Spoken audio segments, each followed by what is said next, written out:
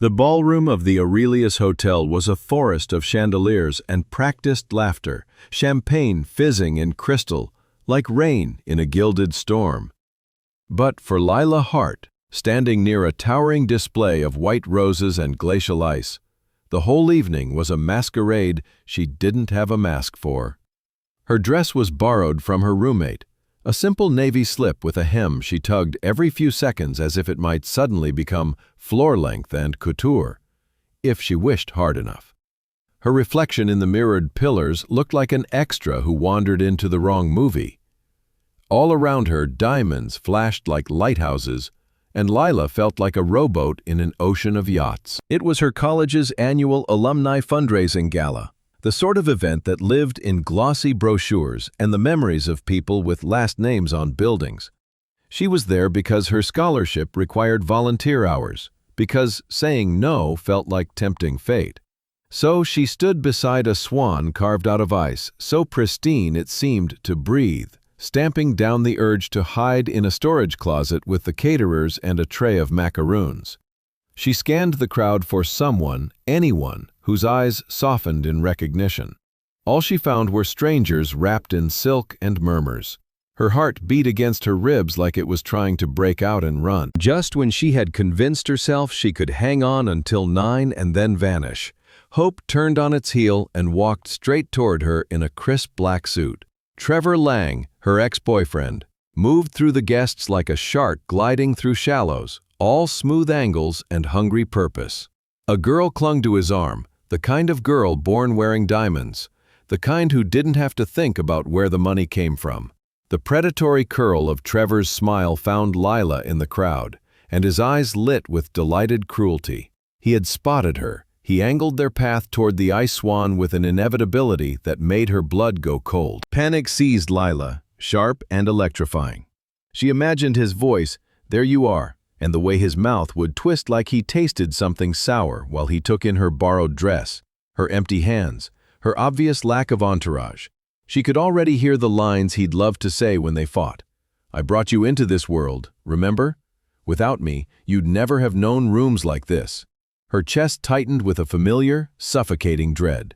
She couldn't let him corner her, couldn't let him see her alone like this, a charity case floating around a room built for people born on pedestals. She had to do something, now. Her gaze darted across crystal and silver, searching for a door, a miracle, a fire alarm she could pull without ending up on the news. And then she saw him, not Trevor, the other him. Near a marble pillar flecked with gold, a man stood with a drink he hadn't touched. He was tall, broader than most of the men in the room, his suit perfectly tailored in a way that whispered old money, rather than screamed it. He watched the party with a kind of magnificent boredom, as if he were a king observing the antics of a court he'd long since outgrown. In the harsh ballroom light, he looked carved from shadow and patience. He looked just as trapped as she felt. The decision she made then didn't come from logic. It came from survival. Pure, reckless nerve. Lila smoothed her dress once, then marched toward the stranger, adrenaline roaring in her ears like the ocean. With each step, the space between them shrank and her courage wobbled. But she kept going. He turned his head as she approached, his eyes, dark and startling, flicking with surprise. Lila didn't trust her voice. Words would only trip her.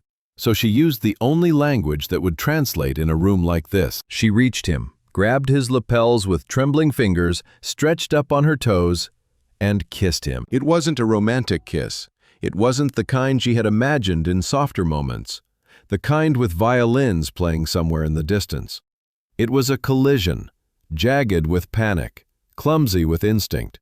She tasted mint from her own breath and something else, citrus and rain on him. And for one surreal heartbeat she forgot where she was. Murmurs rippled, glasses stilled. Somewhere someone laughed in delight at the gossip blooming like a bruise. The kiss was not for the man in her hands. It was a shield hurled against the oncoming attack. It said to the room, no, to Trevor, look away. I'm not yours to break anymore. It said to the girl wearing diamonds, he can't hurt me tonight. It said to herself, you will not drown here. 3 seconds stretched into eternity. Then Lila dropped back on her heels, heat flooding her face so fast it sent tears to her eyes. She released the man's jacket and stared up at him, mortification and adrenaline burning her alive. In her head, a dozen versions of how this could go wrong screamed over each other. Security, lawsuit, humiliation so complete she'd have to change her name and move to a different time zone. The stranger's eyes were gray, she realized now, gray like October sky before a storm. Shock widened them. His lips parted just slightly, as if someone had unplugged him from a wall socket. He smelled expensive, but not in a cloying way, like cedar and clean air. For a breathless second, they hovered there in the pocket of silence they'd created. Lila's voice, when it finally returned, cracked to life like it hadn't been used in years. I'm so sorry, Words died in a tangle as she felt the room begin to surge back around them. She took a step back, ready to flee, to vanish into the crown moldings and never be seen again. But he didn't frown. He didn't reach for a phone or snap his fingers for a guard. The shock slipped from his features like a mask melting in gentle heat. Something unreadable replaced it. Then, impossibly, a smile bloomed, slow and warm and real. It changed his whole face. He looked younger, greener at the edges, as if daylight was peeking out from under a door. He leaned in a fraction, lowering his voice to a private rumble that wrapped around her like a soft blanket in a cold room. "Are you okay?" he asked. Lila couldn't seem to make her brain work. She blinked once, twice, her throat bobbed. He glanced over her shoulder, a knowing tilt to his mouth, and the smallest flash of mischief in those storm eyes. "Because as far as I'm concerned," he murmured, gaze returning to her like they were the only two people in the ballroom. "We're fine." The words clicked inside her like a key turning. We're fine. Everything inside her, her apology, her panic, her plan to pretend she had tripped and fallen mouth first into his, short-circuited at the quiet confidence there. She looked into the eyes of the man she had just kissed and felt the room reassemble itself into a new equation. He wasn't supposed to grin. He wasn't supposed to make this easy. He was supposed to give her the excuse to run. He didn't. He stood beside her like a lighthouse, calm in her personal hurricane. Over by the ice swan, Trevor halted mid-stride, his expression a delicious blend of confusion and impotent fury. Lila watched him falter, saw the new girlfriend's fingers tighten on his sleeve, saw his jaw work. Then he pivoted sharply, tugging the diamond girl with him, and disappeared into the milling glamour. The storm passed so quickly, Lila's knees went weak. Adrenaline crashed, leaving a hollow ringing in her ears. She forced herself to breathe. "I'm so sorry," she whispered, the words wobbling. My ex, he was coming over and I needed to be somewhere he wasn't. I needed to escape a ghost," the stranger finished gently. His accuracy blew a hole in her defenses. He didn't look offended. He didn't look like he was enjoying a story to tell later at a club with glass walls. The kindness in his eyes didn't pity. It saw her. Really saw her. It was terrifying, that kind of attention. It also felt like standing in sunlight after a long winter. "Something like that," she breathed, embarrassment still painting heat up her neck. "Well," he said, mouth tilting, voice steady as an anchor dropped in deep water. "For what it's worth, your ghost looked thoroughly vanquished." He nodded toward the lobby bar, tucked away beneath a mezzanine, a softer corner with shelves of amber bottles and leather chairs that had absorbed hundreds of quiet conversations. "Let me buy you a coffee," he offered, "as a thank you for the first honest moment this evening has gifted me." The offer startled a laugh out of her. It felt absurdly normal in the wake of her audacity, maybe because it was so unpracticed, so unslick. Lila found herself nodding before her fear could invent a reason to flee. "Okay," she said, fingers still buzzing as if she had touched a live wire. "Coffee might keep me from spontaneously combusting." At the bar, the world softened. The bartender didn't blink at their disheveled entrance. Against the hum of money and the lull of clinking glass, they built a small island of their own. He didn't ask for her last name. He didn't lean hard and flirt. He asked about the worn paperback peeking out of her tote's mouth. She pulled it free with a rueful smile. 100 years of solitude, she said, smoothing a bent corner. This copy belonged to my mom before it belonged to me. I'm pretty sure the coffee stain on page 59 is from the year I discovered cheap cappuccino." Something in the way his shoulders loosened told her the conversation had shifted into a space he liked. "Are you a rereader?" he asked, smiling into his cup. "Or a one-and-done?" "Rereader," she said immediately, warmth coiling in her chest. "Stories feel like places sometimes. I moved back in when I missed the neighborhood. They spiraled into magical realism, into the way paper edges fray at the corners like soft flags." He listened without interruptions, not like someone waiting to speak, but like someone hungry to understand. The buzzing shame inside her quieted to a hum. Without meaning to, Lila said the truest thing she owned. "I want a place like that," she said softly. "A place where people can walk in and smell espresso and old books and feel safe. Just a small, warm cafe bookstore with mismatched chairs and a chalkboard menu that changes when the seasons do. Where a kid can find the first book that makes them cry, and a woman who's had a week from hell can sit in a window seat and not feel watched." She waited for the indulgent nod, the condescending, "that's cute," masked as encouragement. Instead, he leaned forward, gray eyes flaring to life. "A place for stories," he echoed, as if trying the words on his tongue. He reached into his pocket, not for a business card, not for his phone, but for a pen. He scribbled on a cocktail napkin with swift, neat strokes, then slid it across the table like a secret. "I know a place," he said, his voice dropping conspiratorially. "The coffee is terrible, truly unforgivable, but the shelves hold first editions that could make a grown collector weep. The Lantern and Leaf. It's on the other side of town, tucked between a laundromat and a pizza joint that burns every third pie. Meet me there tomorrow, 3 o'clock. "It's terrible coffee?" she whispered, lip curling. "The worst. It teaches you to bring your own thermos," he said, and the grin that flashed made him look boyish and dangerous at once. It wasn't a demand, his invitation. It felt like a challenge she wanted to meet. She glanced down at the napkin, heart flipping a complicated somersault. Reckless didn't begin to cover this. She didn't know his last name, didn't know if the way his jaw tensed when he said, "honest moment," meant something bad.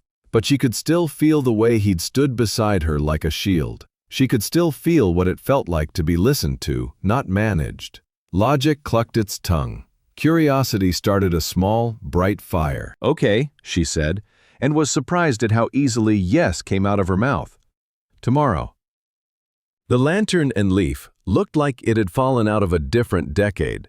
Sun-faded paperbacks cluttered the front window, their spines stapled with yellowed price tags.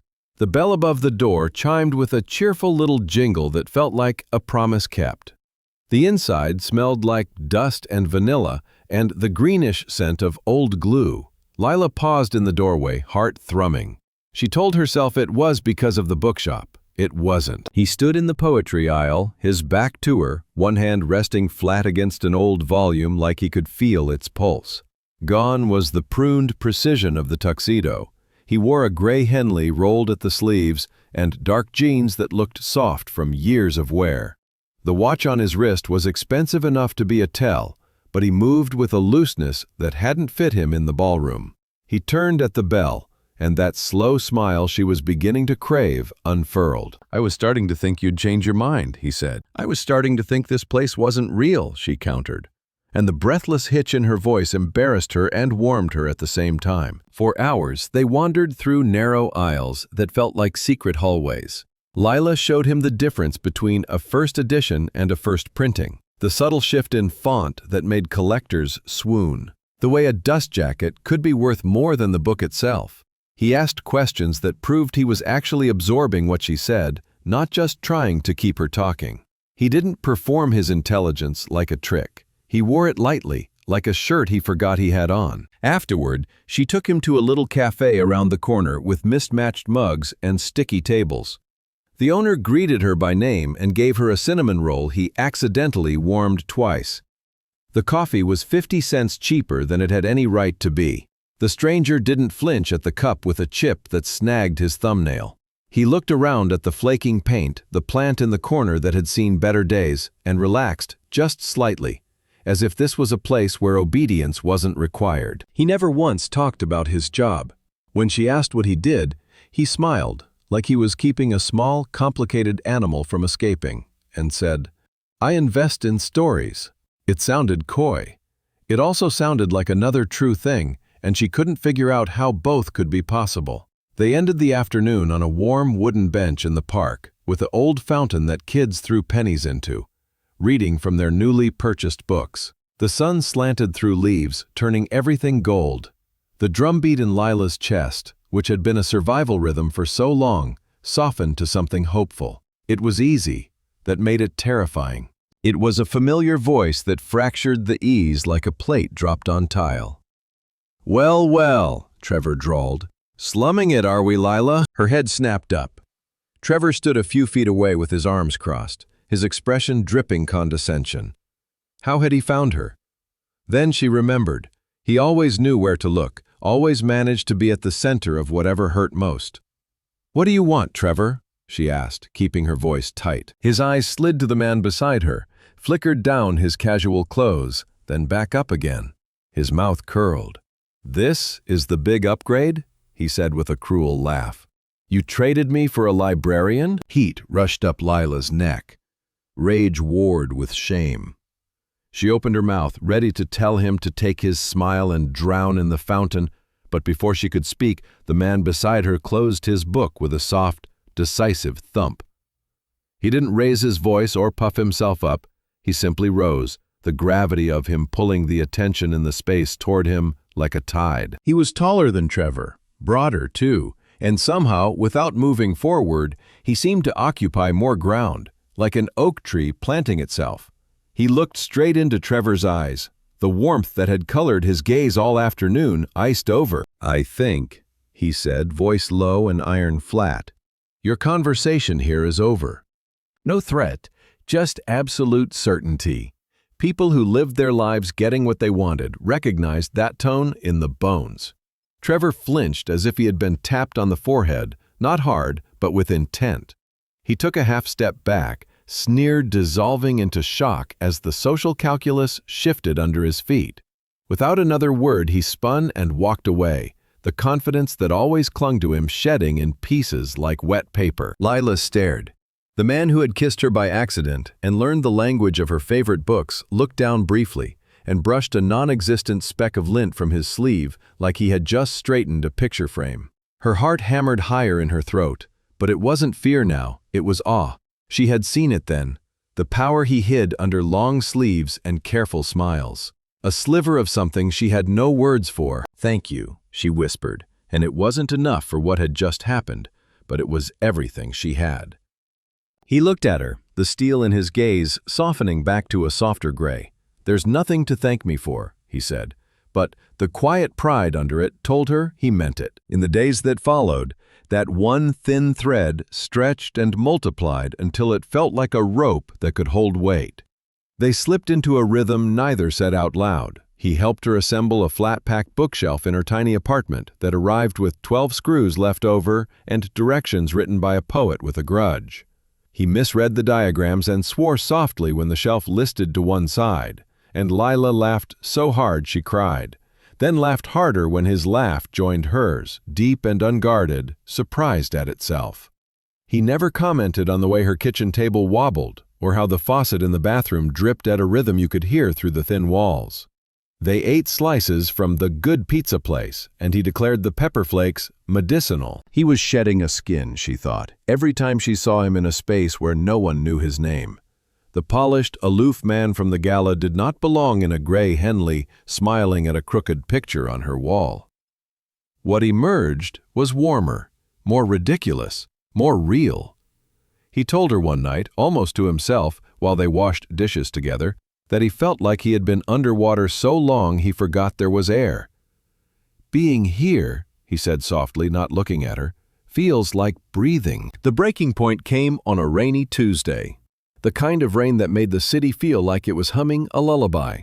They were making spaghetti bolognese from a recipe that assumed they had a Dutch oven, a spice rack, and patience. Flour dusted Lila's t-shirt because she'd decided garlic bread would be an adventure.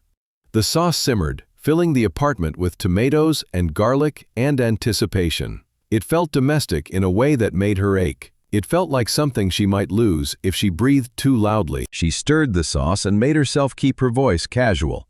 "You invest in stories," she said. "You can't cook spaghetti. You stare down ghosts and you know the difference between a first edition and a first printing." She looked up and pinned him gently with her eyes. "But I still don't know anything about you." "Not what matters." A small smile tugged at her mouth. "What about your family?" He went still.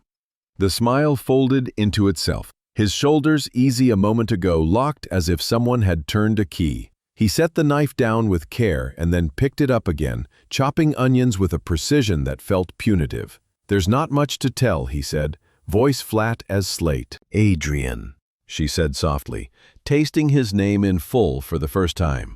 It felt right on her tongue. "You don't have to tell me anything you don't want to, but it looks like it hurts to hold it." He stopped chopping. The knife clattered, loud in the small kitchen. He braced his hands against the counter and let his head drop for a long beat before he turned. The armor he always wore, polished politeness, competence like a knife, had fallen away.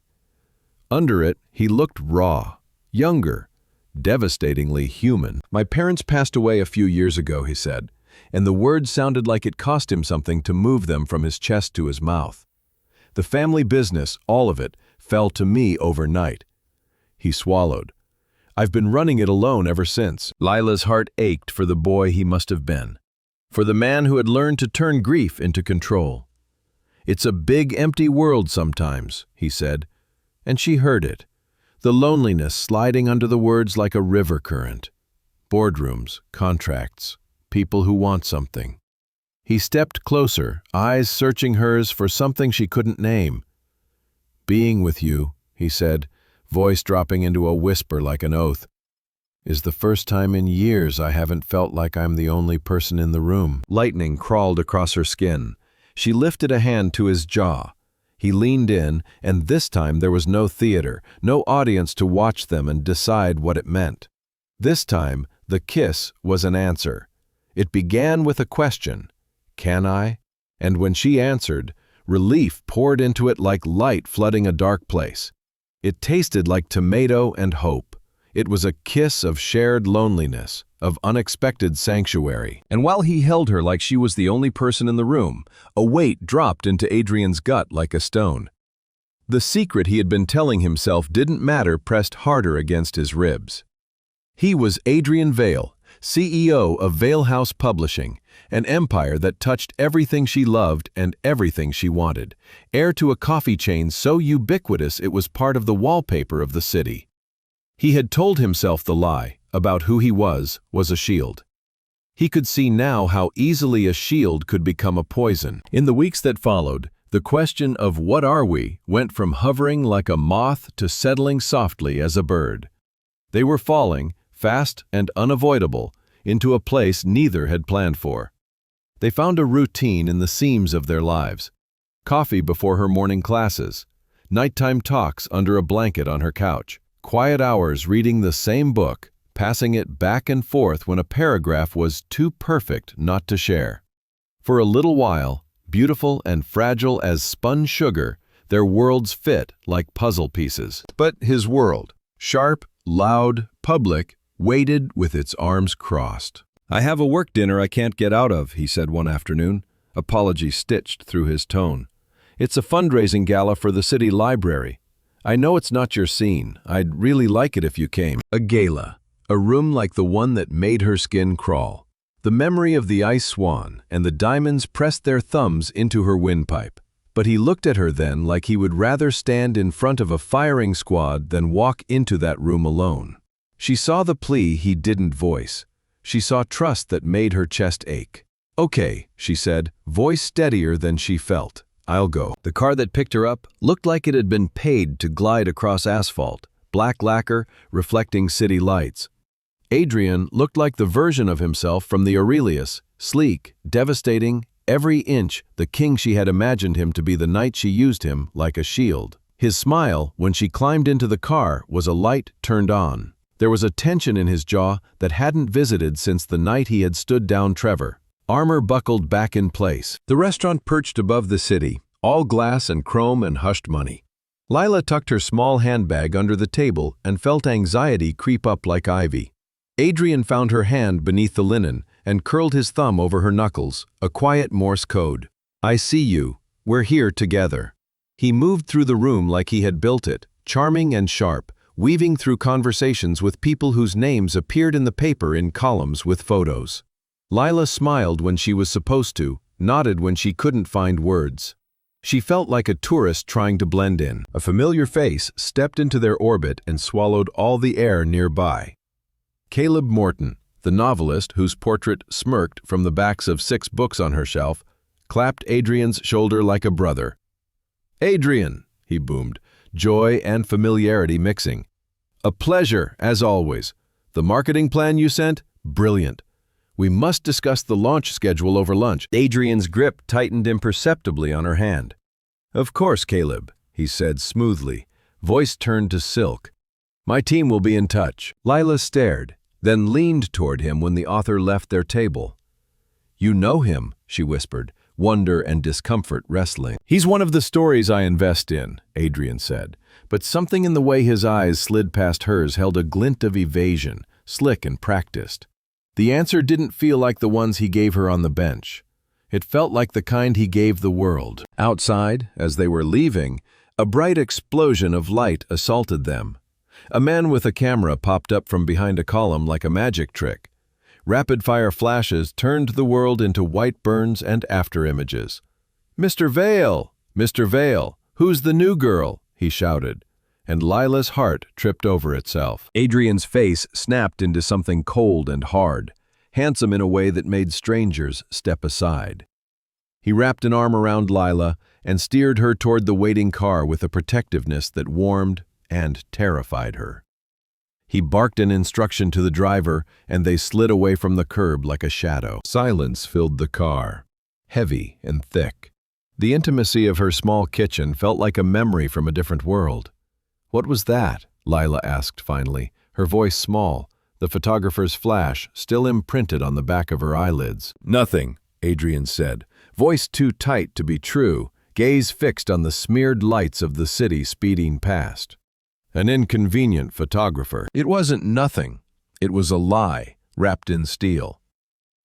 Doubt slid into the curled place inside Lila where she kept hope.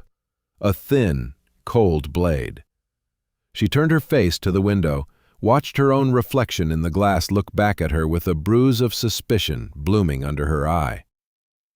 That night, sleep avoided her like a debt collector. Her phone buzzed in the quiet morning like an alarm she had forgotten to set. Maya's name flashed on the screen, Maya Rivera, her best friend since the day they commiserated over a professor who loved trick questions and dry erase markers. A voice message popped up, breathless and ragged.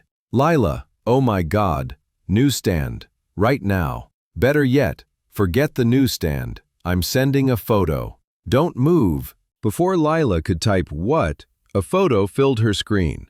It was the picture, her and Adrian caught in the bright brutality of a camera flash as he hustled her into the car. But it wasn't the photo that knocked the air from her lungs. It was the headline screaming above it in gleeful font. "Reclusive billionaire Adrian Vale finally steps out with mystery woman." Adrian Vale. The name detonated in her like a bomb with no sound. She read the words below, but they flickered, out of focus, as her heart thrummed against her ribs. CEO of Vale House Publishing, one of the largest and most influential publishing houses in the world. Inherited the empire after the tragic death of his parents. Net worth estimated in the billions. Notoriously private. A photo of him with a widow's somber smile at a funeral she hadn't known existed. Then the punch that finished her. Vale House Publishing is also the parent company behind Ink and Ember Coffee, the global chain that had welded books and caffeine into culture. The empire she dreamed of in miniature. The room she had imagined building with glue and grit, scaled up 1,000 times, and trademarked in clean serif font. It wasn't the money. It was the scale of the lie. The man who had looked at her across bad coffee and asked her to tell him her dream, this very dream, was the king of the world she had sketched on napkins. The man who leaned forward when she described mismatched chairs and first editions was a man who could buy and sell 10 of her dreams in a morning meeting. Her cheeks burned. Every soft moment between them wobbled, then fell, reframed as a story she hadn't been told the ending of. Her phone rang again. Adrian. The name looked different now, heavier. She stared at it like she could set it on fire with her eyes. She answered anyway because not answering felt like stepping backward off a cliff. "Lila," he began without breath, guilt braided into panic in that familiar, low voice. "Lila, please listen. I can explain. I was going to tell you. No," she said, and her voice surprised her with how calm it sounded, colder than he had ever heard it. "You can't." Silence pooled in the crackle of the call. She could hear him breathe in, then hold it. "Our meeting tonight is canceled," she continued. The words tasted like chewing glass. "In fact, I think everything between us is." She hung up before he could say her name again and turned her phone face down on the table like it might bite. She sank into her sofa, the photo on her screen, his arm around her, the world knowing their faces now, mocked her. On the other side of the city, a dial tone sang to a man who realized, too late, that he had lost the only real thing he had built without money. Silence filled the apartment, a heavy, breathing thing. An hour passed, then 2. She didn't move. She stared at the wall and replayed every minute with him until the reel blurred. Hurt burned steady and hot, an ember she couldn't shake out. Her phone buzzed with messages. "Please, can I come over? I should have told you. There were reasons. I hate myself right now." She turned it face down again. A knock shattered the quiet, sharp and insistent. Not polite, not from a neighbor asking for sugar. A knock that said, "I know you're there." Leela's heart crashed into her throat. She knew who it would be. She didn't move. She closed her eyes and willed him to vanish. "Lila!" Adrian's voice came through the wood, frayed at the edges she had never heard frayed. "Please, don't do this. Talk to me." "Go away, Adrian," she said, but it came out as a plea to be left with her grief. Silence. Then his voice closer pressed to the door. "No," he said, and the word carried a weight that cracked something in her resolve. "No, you are not getting rid of me that easily." She got to her feet, on legs that didn't want to support her, and unlocked the door. He stood there, the cool composure she had seen at the gala burned away. His hair was rumpled from his hands. His tie hung askew, like he'd lost a fight with it. His eyes were wild, frantic, in a way that made her want to slam the door, and also hold his face in her palms until they calmed. She stepped back, allowed him in. The apartment shrank around them, the space filled with the tension of too many truths forced into too small a room. "Why?" she asked, the single word containing all of it. "Why did you let me think we were in the same book when you were writing in the acknowledgments? Why did you lie to me?" He flinched. "I didn't lie," he shot back, desperation dragging defensiveness behind it. I omitted." A laugh broke from her, bitter and humorless. It sounded nothing like her. "Not the same," she said, and the words were knives. "You let me tell you about my stupid little dream." Her voice caught and she hated the way it broke. "Knowing you own a global empire of them, how is that not a lie, Adrian?" "Because I had to know," his voice rose. He gestured, hands slicing the air. "I had to be sure you liked me." Me, Adrian. The man in the dusty bookshop who can't cook spaghetti. Not Adrian Vale, the CEO with a board and a press team. Not the money. The accusation hit her like a palm to the cheek. The hurt that had been simmering flared hot enough to illuminate the whole room. She had been afraid she wasn't enough for his world. The truth was uglier. He had decided she might not be enough for him. "You thought I was what?" she said, stepping into his space, fury giving her height she didn't possess. "A gold digger? A con? That with all your supposed intelligence, you looked at me and assumed I'd be seduced by whatever had dollar signs attached to it." He didn't defend himself now. He looked at her, his mouth open like he had prepared words and found none that could survive this moment. Tears burned at the corners of her eyes, but she held them back with stubborn pride. "The problem was never your money," she said, each word a nail hammered into wood. "It was your lack of faith. You didn't trust me. From the first moment, when I kissed you as a decoy, you were testing me, and in your desperate attempt to protect yourself, you treated me like a threat instead of a person. You insulted me more deeply than you could ever imagine." He stood still under the weight of her truth, and Lila watched the realization dawn on his face with a slow, wrecking clarity. The fight seeped out of his shoulders. The mask crumpled. Regret settled on him like a physical thing. When he finally spoke, the words cracked in his mouth. "Forgive me, Lila," he whispered, and the way he said her name was a prayer. "I messed up." "I know you did," she said, anger draining, leaving an ache so large it felt like she had misplaced a piece of herself. Tears slipped down before she noticed. She swiped at them with the back of her hand, furious with her own heart for betraying her with salt. "And I don't know if this is something we can fix. I think you should go." He looked like he might argue. He didn't. He left, and the door clicked shut with a sound that made her knees buckle. The next day came like a dare. So did the day after. His apology arrived in the hallway with a delivery man and a small forest, not a bouquet. Orchids, rare and implausibly beautiful, bloomed like alien butterflies, their colors so vivid they looked invented. Lila stared at them and felt nothing she wanted to keep.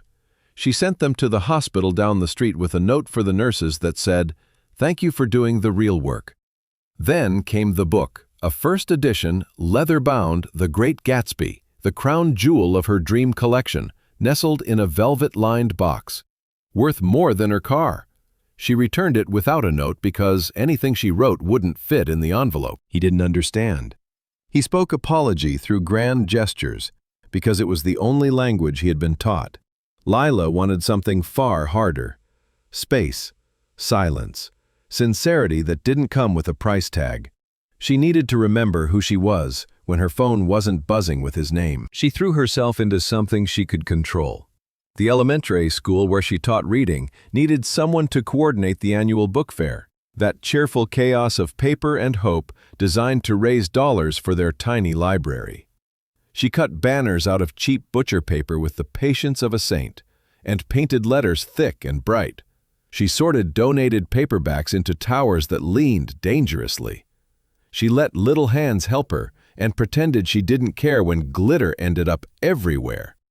A second-grade girl pressed a crayon drawing into her hands, Ms. Hart's Book Cafe written in rainbow letters, with a smiling stick figure behind a counter, and something eased in Lila's chest. The world could be gentle. She just had to find it. Ben Carter, a fellow teacher with ink-stained fingers and a laugh that warmed the knuckles, stepped into the role of quiet ally without asking permission. He was funny, steady, the kind of man who asked how you were and waited for the answer. If he noticed the way Lila flinched when a text arrived, he never said so. He just lifted heavy boxes and cracked jokes at ridiculous times. If he had a crush, he wore it like a soft sweater, comfortable and not pressing anyone for attention. On the day of the fair, the gymnasium buzzed with the joy of too much sugar and cheap paper. Banners fluttered. Parents with wallets and love stood in line with kids gripping dollars like tickets to a secret show. Lila stood with Ben by a table of picture books, laughing at something about a crocodile who ate homework. When the temperature of the room shifted, heads turned, the air felt charged, like a storm pregnant with thunder. Adrian. He stood at the far end of the gym, a figure of sleek precision in a suit that didn't belong anywhere near scuffed floors and lines of duct tape. He looked out of place in a way that would have been funny if it wasn't so arresting. And his eyes, those storm eyes, weren't on Lila. They were on Ben. They burned with a jealousy so raw and unedited, Lila could feel it like heat on her skin. His jaw tightened, a line of granite. He looked back at her then, face arranged into a neutral mask, but she had already seen the man underneath it. "Lila," he said, stopping in front of her with that low rumble that used to make her chest warm. "I was in the neighborhood. Came to make a donation." Ben, understanding the room's new math, gave Lila a quick, questioning glance.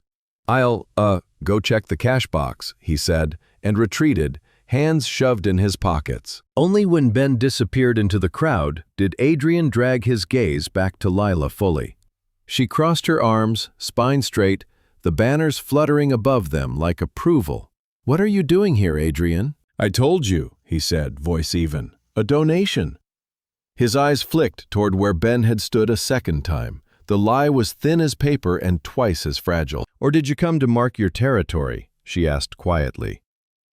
The words cut because they were carved from truth. He flinched, the mask slipping. It hurt to watch. It hurt less than being lied to. The air between them vibrated, the joyful noise of the fair fading to a distant hum. He could have lied again. He could have used the sort of force that always got him what he needed, the kind he kept holstered in a smile. But something had changed in him in the silence of the last days.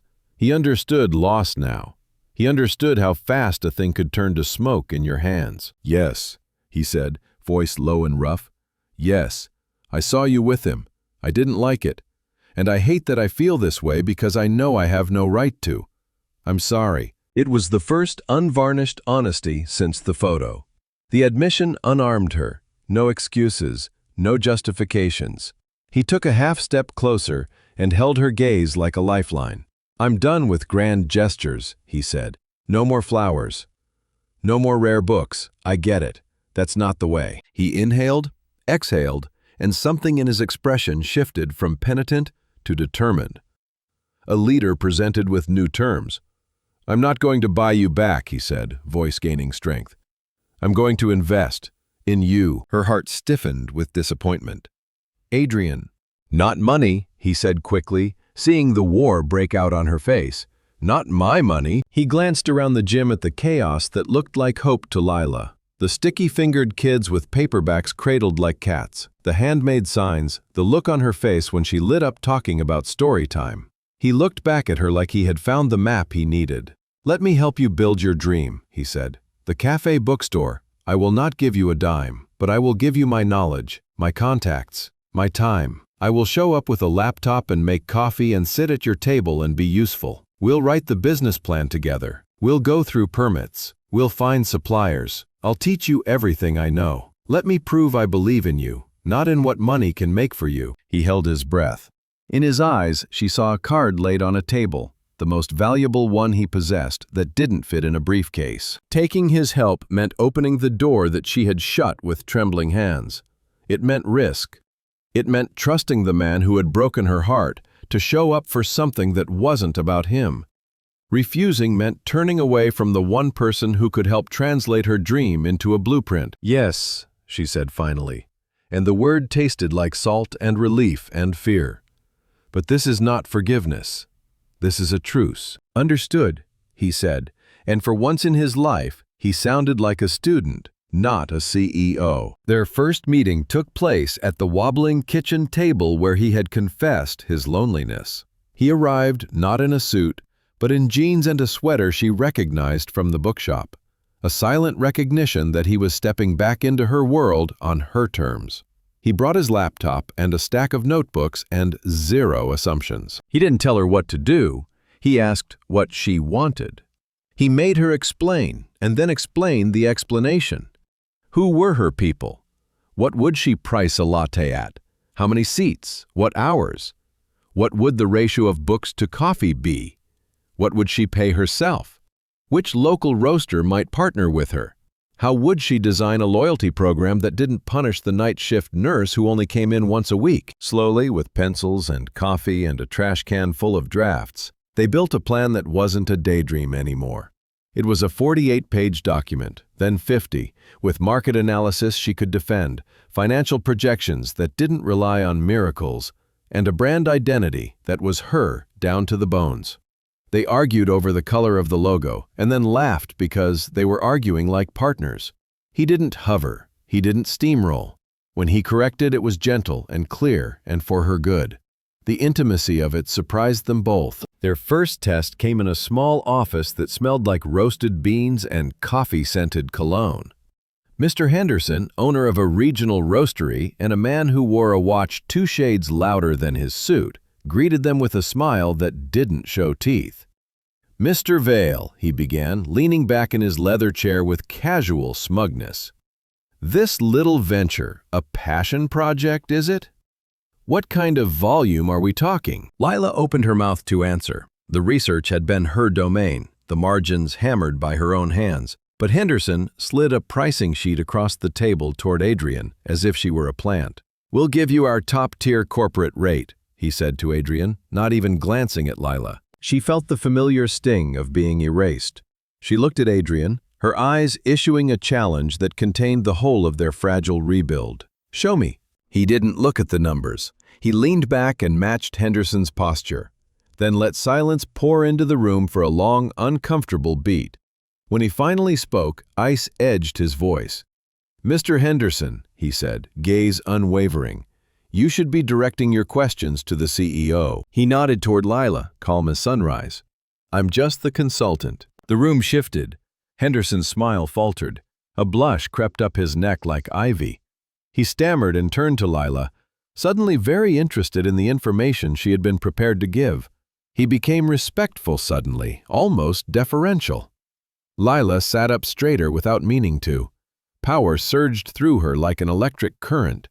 Not the kind that burns, the kind that lights up a dark room. Adrian had done more than defend her. He had placed his own authority at her feet and stepped back. He had looked a man in the eye and told him where to aim his respect. Something heavy and jagged in Lila's chest loosened. She glanced at him. He didn't look at her, didn't smile. He let her stand on her own. She saw then a partner, not a puppet master. She saw respect more valuable than any loan. With his guidance and her vision, the plan gleamed. But plans, no matter how polished, were paper. The last wall stood in front of them with a polite smile and a calculator. Money. Not Adrian's, the bank's. They went to 3. At each, Lila presented their plan. She spoke with a confidence she had earned, and Adrian watched her with a pride that rang in his bones like a bell. She knew her numbers, her market, her margins. The loan officers nodded, smiled, complimented. Then they turned to the last page, to her financial statement, teacher's salary, small savings, student loans, and the smile's edges tightened. Risk, they said, in various ways, in various tones. The word followed them down halls and into cabs. At Hawthorne National Bank, a man named Mr. Davies, with careful hair and a pen that clicked like a metronome, listened through the presentation. He flipped pages, his expression a locked door. The tap of his pen on the polished table sounded like a countdown. He closed the folder. "Miss Hart," he said, formal and final, "this is an exceptionally well-crafted proposal. Truly the best I have seen from a first-time entrepreneur." He paused. The however arrived like bad weather. "However, the underwriters will see the risk as too high. Lack of collateral, debt-to-income ratio. I'm afraid we won't be able to approve the loan." The words landed. Lila kept her face steady by force. She nodded. "Thank you for your time," she said, and turned to Adrian with an apology she didn't owe him. "We tried" hung in the air between them. He saw the light in her, stubborn, beautiful, flicker. He felt something rise in him that had nothing to do with profits. He stood abruptly, chair scraping. "Excuse me," he said, his voice calm as ever over the storm inside him. "I need to make a call." He stepped into the hall. Lila stared at the fake fern in the corner and told herself that this was where the story ended, polite and unremarkable. The phone on Davies' desk buzzed 2 minutes later. Davies answered with his professional calm. "Davies speaking." Lila watched confusion bloom on his face, watched it sharpen into shock, watched his posture straighten and a sheen of sweat appear on his forehead. "Yes, sir," he said into the receiver, voice higher now. "Yes, I understand." "Of course, right away." He hung up, stared at the phone like it had sprouted fangs, then looked at Lila with new eyes, a bit scared, freshly respectful. "Ms. Hart," he stammered, composure gone, "there's been a re-evaluation. Your loan has been approved." The elevator ride down felt like dropping back into the world at a different angle. Lila clutched the folder containing documents that had been a fantasy an hour ago, the paper cool and sharp against her palm. In the car, surrounded by quiet leather and the city rushing past, she turned to Adrian. The truce they had been building hovered, suspended. There was only one question left in the world. "What did you do?" she asked. Not angry, just needing truth that didn't come wrapped in plausible deniability. He didn't look at her. He watched the city like he had never seen it. "I made a call." "I know that." She waited. "Who did you call, Adrian? What did you say?" She braced herself for the one thing that would make this all dust again. A wire transfer under the table.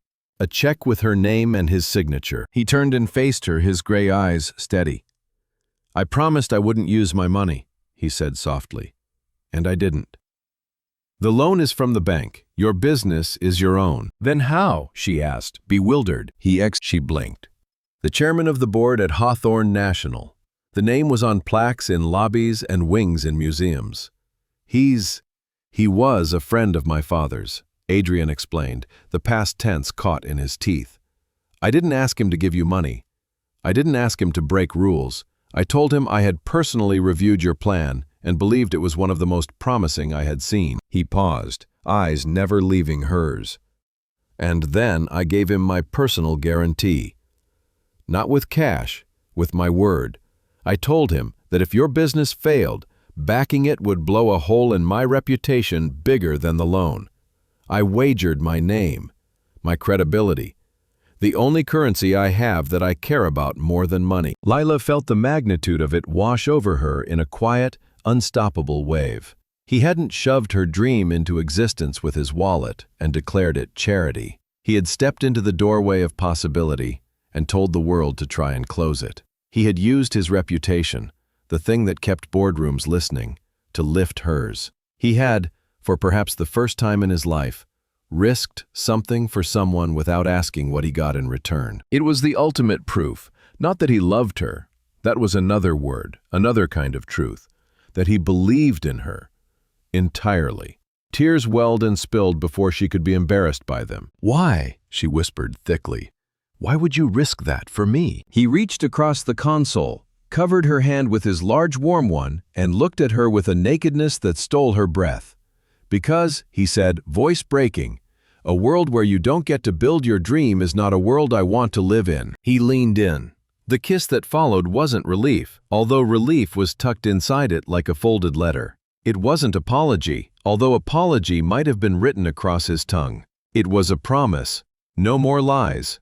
No more tests. Nothing between them tighter than truth. 6 months later, the air inside a small storefront on Maple and 3rd smelled like paint drying and coffee brewing and new paper.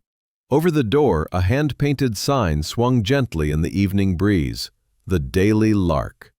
The letters were elegant but cheerful, the kind of script that made you think of morning light and typewriters. On opening night, the space hummed with voices and the kind of laughter that comes from people who feel at home.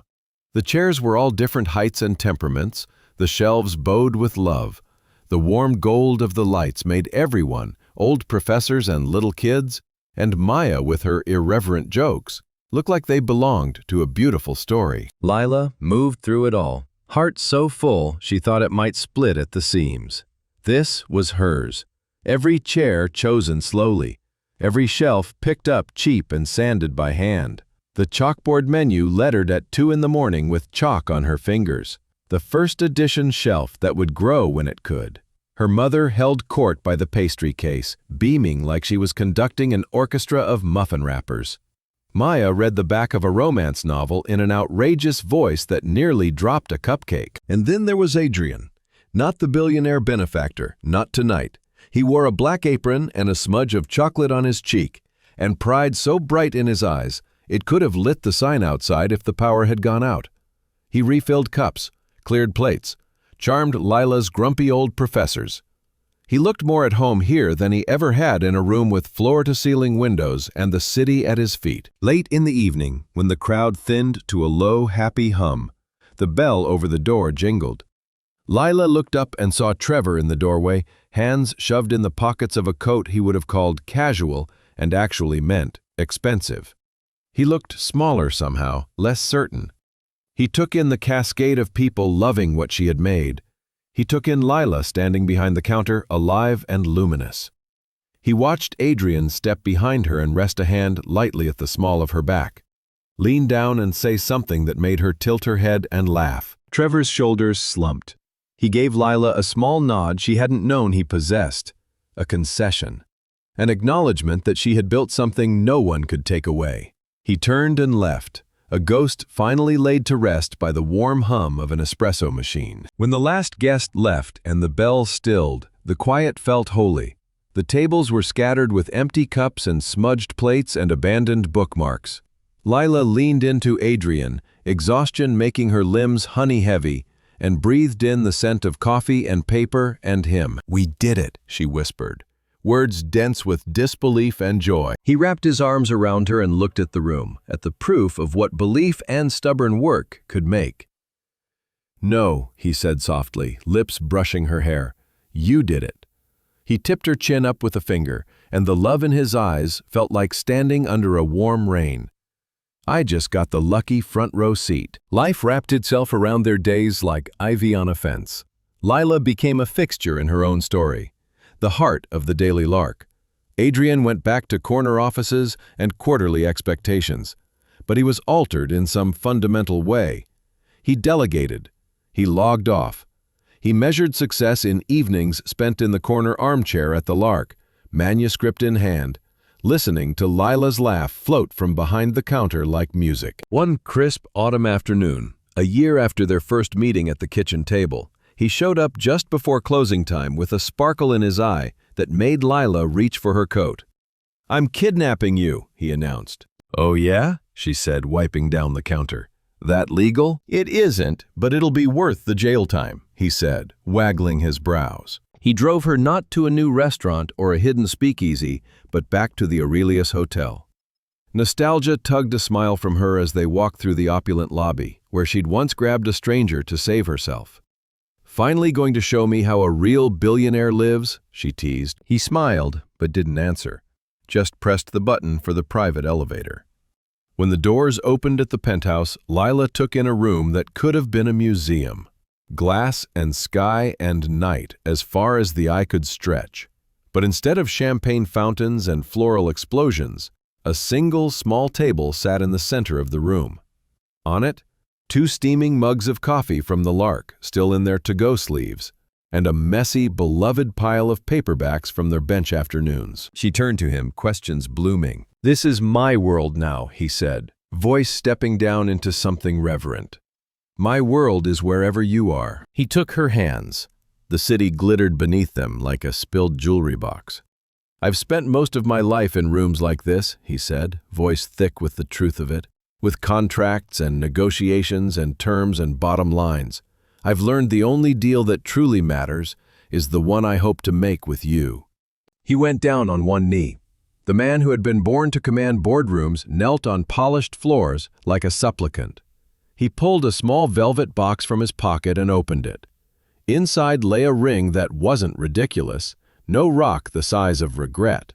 A sapphire, deep and blue, the color of sky just before night settles. 2 small diamonds flanked it like stars bracketing a moon. It looked like something that belonged to a woman who liked books and coffee and honesty. "I didn't believe in fate," he said, eyes glistening. "And then you walked up to me, a stranger, and you changed my entire life with a kiss I never saw coming." He swallowed. "Lila Hart, you are the best, most unexpected chapter I will ever get to read. Will you be my partner, my love, my favorite story, for all the chapters that come? Will you marry me?" Tears. He slid the ring onto her finger. It fit like it had been waiting there. He stood and pulled her into his arms, and the kiss they shared promised 1,000 quiet mornings and an uncountable number of nights where laughter drowned out the world. They had come full circle, and the circle closed around truth. A year later, the bell above the Daily Lark's door chimed the way it always did. The cafe hummed its afternoon song. Lila, belly rounded under a soft sweater, laughed with a customer while foaming milk. Her life was real and messy and fuller than any glossy headline could capture. Adrian sat in his corner chair with a manuscript in his hands, but he didn't read. He watched his wife move through her dream like she had always belonged there, and the look on his face could have rewritten poetry. She glanced up, caught his eye, and a secret moved between them, quiet and particular as a password no one else knew. He slipped behind the counter, wrapped his arms around her, his hand spreading warm over the curve of their future.